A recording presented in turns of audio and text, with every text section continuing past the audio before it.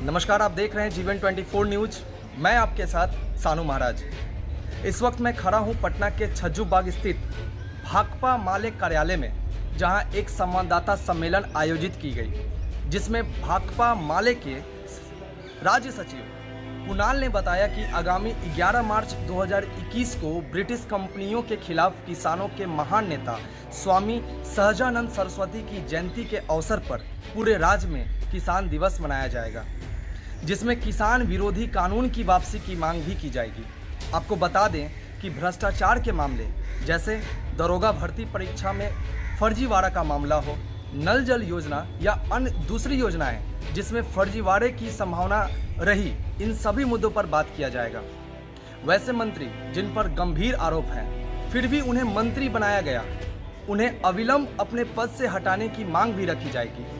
Party के महासचिव दीपांकर भट्टाचार्य आंदोलन को संबोधित करेंगे। वहीं उन्होंने और भी कई बातें बताई। खबरों से जुड़ी अन्य जानकारी के विषय में जानने के लिए आइए देखते हैं हमारी ये पूरी रिपोर्ट। स्वामी सहजानंद सरस्वती की जयंती है।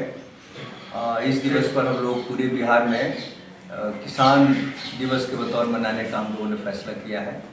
हम सभी जानते हैं कि ब्रिटिश कंपनी राज के खिलाफ सहजानंद सरस्वती किसानों के आंदोलन के प्रणेता थे, और आज जब फिर से देश में कंपनी राज थोपने की भाजपा की कोशिश हो रही है, वो बहुत प्रासंगिक हो गए हैं।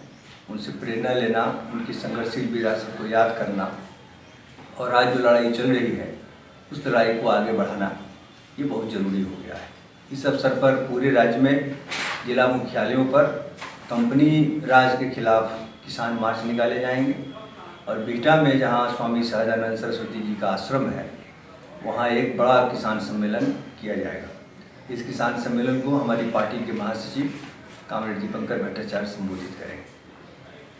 हम लोग देख रहे हैं कि करीब 3 महीना होने को है, किसान सड़कों पर डटे हुए हैं। मौसम ने अपना रंग बदल लिया है, लेकिन सरकार के नज़रिए में, रुख में, उनके दमनकारी तरीके में कोई बदलाव नहीं आया है, और इस वजह से किसान भी बहुत आक्रोशित हो रहे हैं, और किसान आंदोलन का दायरा धीरे धीरे बढ़ रहा है। बिहार में भी आंदोलन जो चल रहा था, इसको और गहरा करने के लिए और व्यापक बनाने के लिए हम लोग फिर से किसान पंचायतों का एक दूसरा दौर शुरू करने वाले हैं, जिसमें कि तमाम पार्टी से जुड़े हुए जो किसान हैं, चाहे वो भाजपा के हों या जदयू के हों, तमाम किसानों के साथ हम लोग बातचीत करेंगे, और उनको ये जो कंपनी राज थोपने की, किसानी को ख़त्म करने और किसानों को गुलाम बनाने की जो साजिश है, इन बातों को उनसे बताएंगे, और एक बड़ा किसान आंदोलन यहाँ पर फिर से बड़ी गोलबंदी के साथ खड़ा करने का हम लोग प्रयास करेंगे।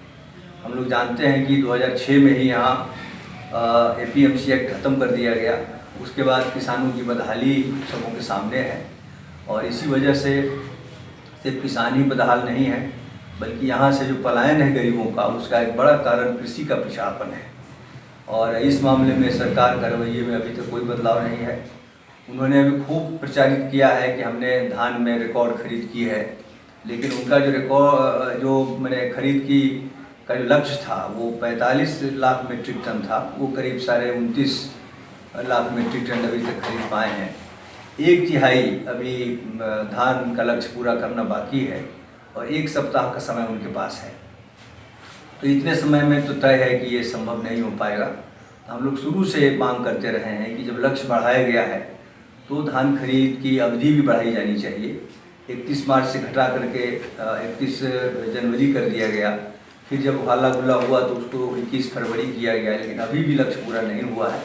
हमारी सरकार से मांग है कि इसको 31 मार्च तक एक्सटेंड किया जाए, और इस विषय पर हम आगे भी मैंने यहाँ के जो कई तरह के किसान यहाँ हैं, गेहूँ उगाने के अलावा यहाँ मक्का की खेती, केला की खेती, गंगा दियरा वाले इलाके में दाल की खेती होती है, अन्य फसलों की भी खरीद सरकार नहीं करती।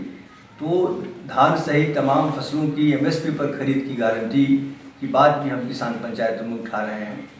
सरकार जो दावा कर रही है कि पैक्स के जरिए हमने धान खरीदा है, उसमें भी अगर ठीक से जांच की जाए तो बड़ा घोटाला सामने आएगा। पहले तो शायद ही कहीं 1868 रुपया किसी किसान को धान की कीमत मिली होगी, शायद ही कहीं मिली होगी। 1600 से ज़्यादा कहीं नहीं मिली है। और धान खरीद में भी बड़ा घोटाला चल रहा है। कहीं भी जो कागज़ में जितना दर्शाया गया है उतना धान कहीं भी नहीं खरीद की गई है। वो मार्केट से चावल लेकर के जो FCI के जो PDS के